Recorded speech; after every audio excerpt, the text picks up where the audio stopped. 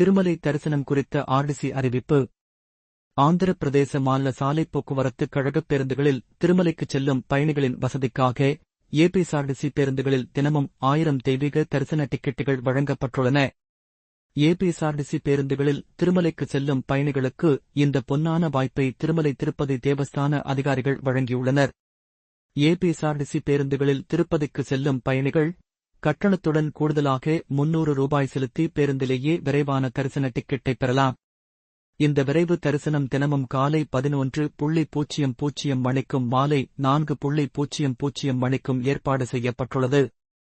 திருமலை பேருந்து நிலையத்தை அடைந்ததும் ஆர்சி மேற்பார்வையாளர்கள் பயணிகளுக்கு விரைவாக தரிசனம் செய்ய உதவுவார்கள். எனவே திருப்பதி செல்லும் பயணிகள் முதலில் ஆர்டிசி பஸ்களில் விரைவு தரிசன டிக்கெட் பெறும் வாய்ப்பை பயன்படுத்திக் கொள்ளுமாறு அறிவுறுத்தப்படுகிறார்கள்.